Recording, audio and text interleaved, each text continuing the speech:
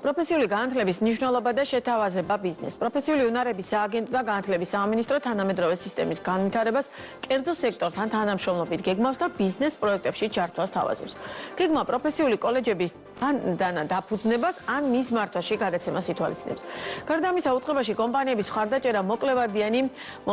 ხარდასაჭერად მომზადება მოკლევადიანი გადამზადების პროგრამებიც და პროგრამების განხორციელებაში მნიშვნელოვნად მიაჩნიათ, როგორია ბიზნესის აქტიურობა და რას ითვალისწინებს ბიზნესისთვის სახელმწიფო შეთავაზება. სტუმართან პროფესიული უნარების სააგენტოს გენერალურ დირექტორთან ირინე მარგიშვილთან ერთად ვისაუბრებთ.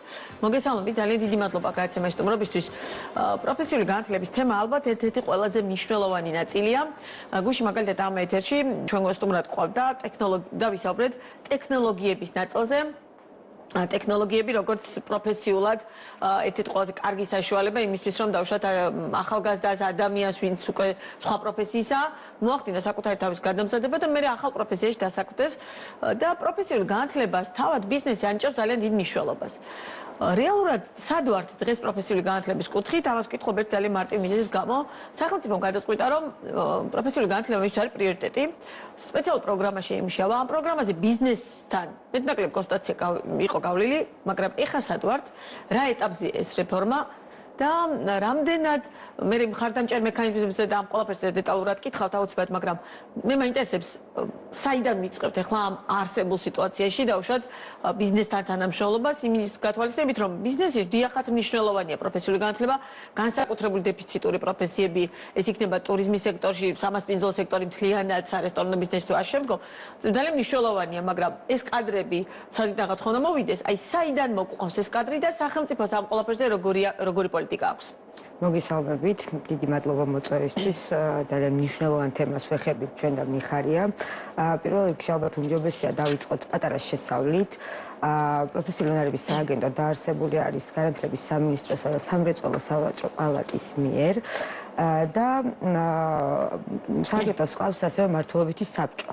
საბჭო არის დაკომპლექტებული როგორც საჯარო უწყების წარმომადგენლებით, ასევე კერძო სექტორის ბიზნეს ასოციაციის წარმომადგენლებით. შესაბამისად, ჩვენ შეგვიძლია ვთქვათ, რომ თვითონ უნარების სააგენტო უკვე არის ძალიან კარგი მოდელი კერძო საჯარო პარტნიორობის, სადაც გადაწყვეტილებების და დაგეგმვის პროცესში კერძო სექტორი უკვე ჩართული არის და უკვე მონაწილეობს. გამომდინარე აქედან უნარების სააგენტოს რა თქმა უნდა მთავარი პრიორიტეტი, სხვა პრიორიტეტებთან ერთად, მაგრამ უმთავრესი პრიორიტეტი გახლავთ კერძო სექტორთან ერთად თანაბარი პასუხისმგებლობის გაზიარებით ქვეყანაში ადამიანური კაპიტალის განვითარების ხელშეწყობა. ამ მიმართულებით ამის განსახორციელებად ჩვენ არაერთ მექანიზმს მივმართავთ და არაერთი შეთავაზება გვაქვს გამზადებული და უკვე ამუშავებული მექანიზმი კერძო სექტორისთვის.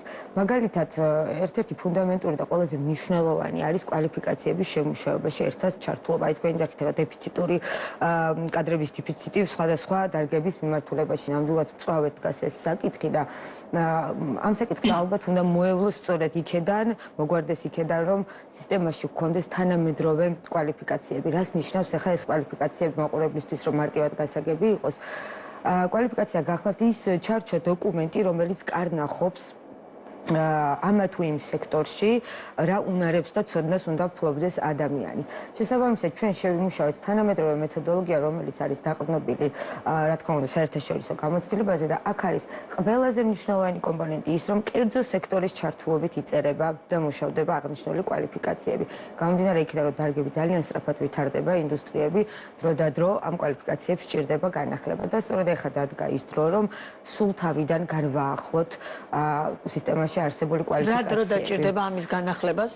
მოგახსენებთ, ჩვენ უკვე დავიწყეთ განახლების პროცესს და შეიძლება ითქვას, რომ შუა გზაზეც ვართ 2024 წელს და 2025 წლის ბოლოსთვის ჩვენ უკვე გვექნება სისტემაში სრულად განახლებული კვალიფიკაციები, რაც იმას ნიშნავს, რომ თავსებადი იქნება და პირდაპირ უპასუხებს შრომის ბაზრის მოთხოვნებს. ანუ პროფესიული კოლეჯი, რომელიც იღებს შესაბამის სერტიფიცირებას და აკრედიტაციას თქვენგან, მას ექნება გარკვეულწილად ვალდებულება რა ტიპის რა უნდა ასწავლოს? აუცილებლად, დიახ, რა უნდა ასწავლოს, იხელმძღვანელებს იმ ჩარჩო დოკუმენტით, რომელიც შემუშავებულია კერძო სექტორის ჩართულობით. ეხლა მან ძალიან მნიშვნელოვანია ვინ უნდა ასწავლოს.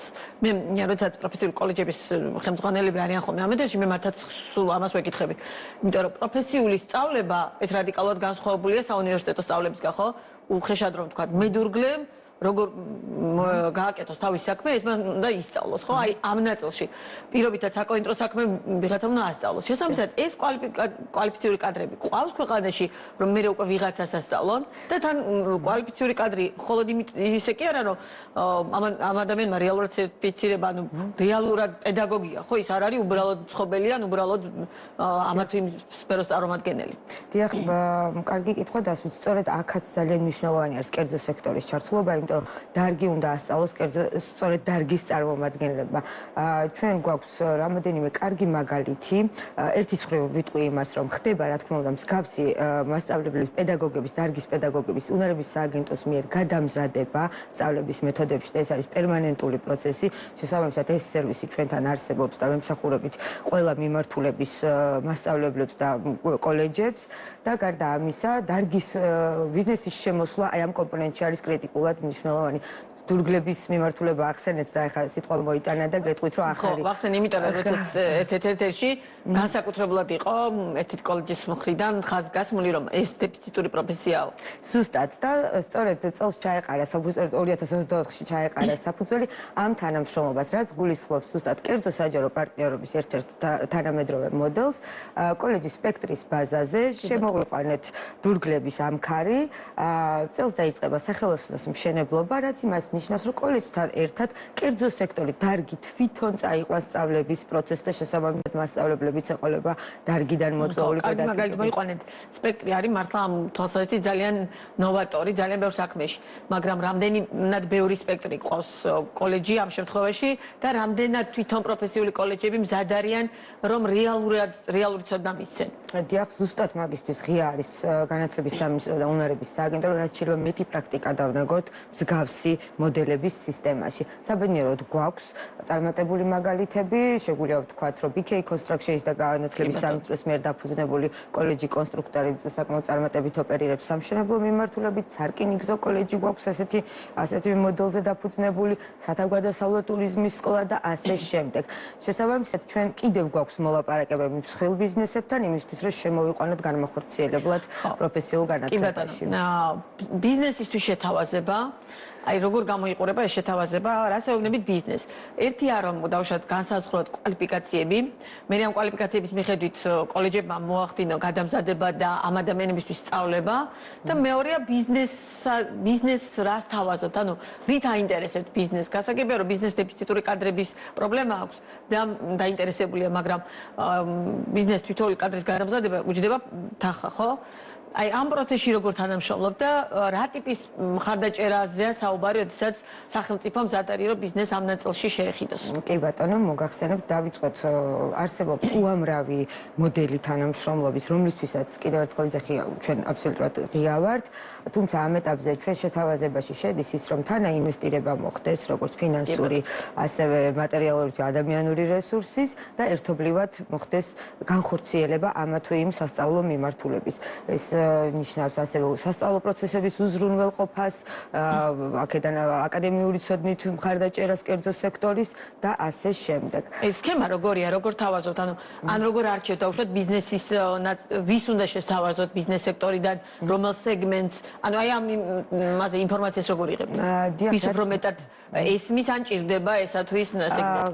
ტარდება შესაბამისი გამოკითხვები, კვლევები, მაგალითად ეხლა დავასრულეთ რეგიონის მასშტაბით საჭიროებების ბაზრის კვლევა, რომლის შესაბამისი პროგრამების დანერგვა უნდა მოხდეს ახლა და შეთავაზება სწორედ ბიზნესისთვის, რომ ამოივსოს მათი მოთხოვნა და საჭიროება. გარდა ამისა, უნდა გავმიჯნოთ რამოდენიმე მოდელი ალბათ ბიზნესთან ურთიერთობების. ეხლა ჩვენ რაზე ვცხოვრობთ, ეს არის უფრო მსხვილი შეთავაზებები, მსხვილ ბიზნესთან თანამშრომლობა, მსხვილი პროექტები. ამას გარდა ჩვენ სისტემაში გვაქვს თვითონ პროფესიული განათლება თავის არსით გულისხმობს სამუშაოზე დაფუძნებულ სწავლებას, პრაქტიკაში სწავლებას, ხომ? შესაბამისად, ჩვენ გვაქვს განათლების სისტემაში მარეგულირებული ჩარჩო დოკუმენტი სამუშაოზე დაფუძნებული სწავლების, რომლის გადახედვაც ახლა კიდევ ერთხელ მიმდინარეობს და დავიწყეთ სამინისტროსთან ერთად. იმიტომ რომ კიდევ უფრო მოქნილი გავხადოთ კერძო სექტორის თანამონაწილეობა და მეტი შესაძლებლობები და მეტი ინტერესი ამ ნაწილში წამოყვეთ. მსხვილი ბიზნესი რადგან ახსენებთ მსხვილი. დიახ, იცით რა არის? მზად არის. რატო კითხობთ? მსხვილ ბიზნეს ფინანსური რესურსი მას აქვს მეტნაკლებად, რომ თავად უზრუნველყოფს თუ რომელიმე კადრი არ ყავს და ჭირდება, ხო? აი, რატომ უნდა იყოს მაშინ მსხვილი ბიზნესი დაინტერესებული, რომ ამ პროცესში გავყვეთ? კიდევ ერთხელ ვიტყვი იმას, რომ თანაინვესტირება ხდება და საკმაოდ მხარდაჭერა აი ამ სწავლების პროცესებში განხორციელების. ერთი არის, რომ ბიზნესი თვითონ მოდის თქვა ტრენინგებს ჩაატარებს და გადაამზადებს თავისთვის არსებულ საჭირო კადრებს და მეორე არის, რომ ფორმალურ განათლებაში შემოვა და ამაში სახელმწიფო გვერდში უდგას, აძლევს დაფინანსებას, აძლევს კომპეტენციურ რჩევებს, კონსულტაციას და ასე შემდეგ. აი ამისთანავე ვახსენებ, ყველაზე მარტივი მექანიზმი კერძო სექტორისთვის მოქნილი უბრალოდ ვფიქრობ არის მოკლევადიანი პროგრამის მომზადება, გადამზადების მექანიზმი, რაც აი ნებისმიერ იურიდიულ პირს შეუძლია მომართოს პროფესიული უნარების სააგენტოს, სამინისტროს და ჩვენ ყველა ეტაპზე ვეხმარებით მათ. მარტივად რომ ვთქვათ, პროგრამის შემუშავებაში უწევთ კონსულტირებას, შემდეგ ამ პროგრამას სჭირდება უფლების მოპოვება ხარისხის ცენტრში, უფლების მოპოვების პროცესშიც უწევთ კონსულტირებას და დარგის შესაბამისი მიმართულების პროგრამის შემუშავებისთანავე შეუძლიათ განაცხადი შემოიტანონ დაფინანსებაზე და სამინისტროს სააგენტო უფინანსებს მსგავსი პროგრამების. ერთი ალბათ ყველაზე მნიშვნელოვანი ნაწილი. რამდენია ბიუჯეტი თქვენი სააგენტოსი, ანუ რა მასშტაბზე შეიძლება რომ გათვალოთ თქვენი გეგმა, რამდენად სერიოზული რეფორმაა და რამდენად სერიოზული გეგმებით ხართ წარმოდგენილი? იცით როგორ არის ბიუჯეტი ოპერირებისთვის სააგენტოს აქვს რა თქმა უნდა გარკვეული ბიუჯეტი 11 მილიონს მოიცავს აქედან 6 მილიონი არის სწორედ მომზადება გადამზადების პროგრამებზე გათვლილი ხოლო რაც შეეხება მსხვილ მასშტაბიან მოლაპარაკებებს მან უკვე შემოდის სამინისტრო თავისი ინვესტირებით. ანუ კონკრეტულად პროექტის შემთხვევაში დავუშვათ სახელმწიფო დამატებით გაძლევთ ამ ფინანსებს. და ჩვენი საუბრის ბოლოს აი რეალური შედეგი რო დავინახოთ მათ შორის მედიამ როდი შეიძლება რომ ვიცოდეთ უკვე აი ამ თანამშრომლობის აი ამ შეთავაზების კონკრეტული შედეგები როგორია?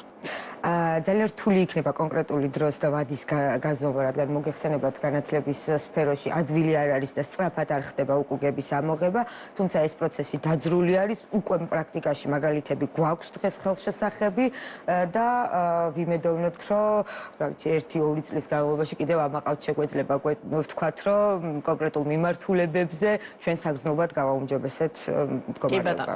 ძალიან დიდი მადლობა წარმატებებს გისურვებთ და იმის გათვალისწინებით, რომ ეს არის ერთ-ერთი ყველაზე მნიშვნელოვანი სეგმენტი და თემა. კლავაც გიმასპინძლებთ ეთერში უკვე კონკრეტული შედეგებით და ვნახავთ ერთად რამდენად წამოყვებათ ბიზნესი ამ ნაწილზე. ირინა მარგიშვილი იყო ბიზნეს პარტნიორის პირდაპირ ეთერის სტუმარი.